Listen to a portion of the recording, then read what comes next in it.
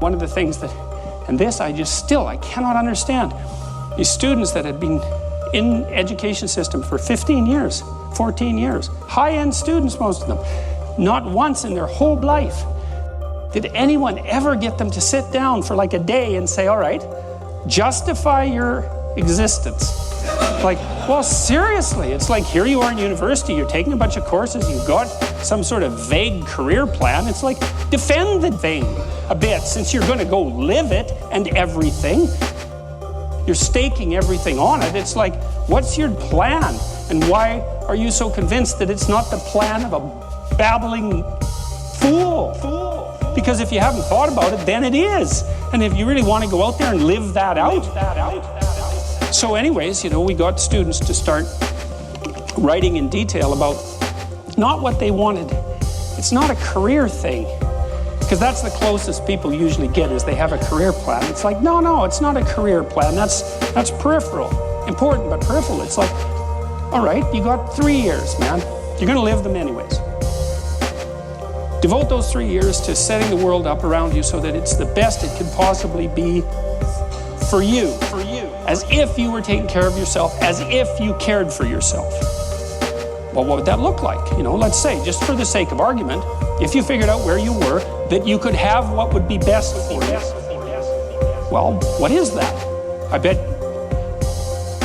you never asked. People don't ask. And so life comes at them like random snakes, and they sort of fend them off. And life goes by, and things don't work out the way people expected them to.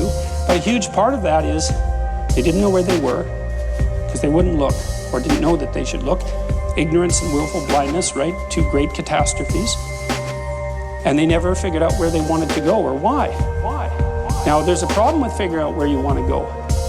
And the problem is that you make your conditions for failure clear to yourself. And people don't like that. So if you keep yourself in the fog, then you can't tell when you screwed up. Now, that isn't so good because you're still screwing up. You're just too blind, self-blind to notice. Although in the short term, that's less painful. If you make your criteria for success razor sharp, then you know every time you screw up. But that's great because then you could fix it.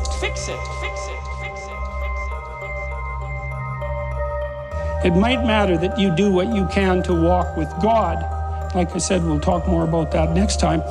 And it might be that that is how you build an ark and are protected from the flood, even if the thing comes. And the thing is, it will. And this is a funny thing, too, that I've noticed about our education system and the way we teach students and their trigger warnings and all of that absolute rubbish. I think in most of my lectures, I'd have to have a trigger warning every 15 seconds. So, as I tell my students when they're young, it's like, look, don't fool yourself. You're going to develop a serious illness, at least one, maybe 2 or 3, and one of them is likely to be chronic. And if it isn't you, it's going to be someone you love. It's going to be your husband, it's going to be your parent, it's going to be your kids. That's coming. And so is a lot of death and pain. And so, just exactly what sort of person are you going to be when that shows up? And that's the right question. It isn't, how are you going to be happy in your life? It's like, good luck with that. It's a stupid ambition anyways, as far as I'm concerned, because it's too shallow. Happiness, you're lucky. That comes and goes like the sun coming out from behind a cloud. If you're happy, man, more power to you. Enjoy it. It's a gift from the cosmos to be happy. But a pursuit, no, the pursuit is when the flood comes, you want to be the person who built the ark. And that's what the story of Noah is about. And the thing is, the flood is always coming. And that's another thing that's worth commenting on with regards to this story is, there's an apocalyptic element to the Judeo-Christian tradition. There's an idea that the end of the world is always at hand and that you should prepare to be judged. And the thing about that is it's true. And the reason it's true is because the end of your world is at hand, and it will certainly come.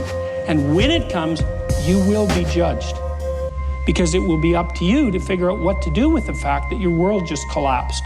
And that'll be a moral problem of ultimate severity, because it'll push you right to your limits, And you'll find out exactly where your unaddressed weaknesses lie, because that's what happens in a crisis.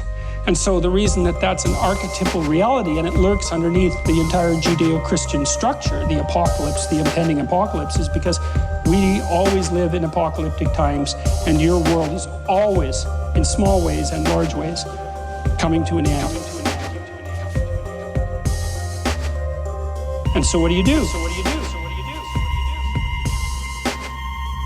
You prepare for it. You prepare for your world to come to an end.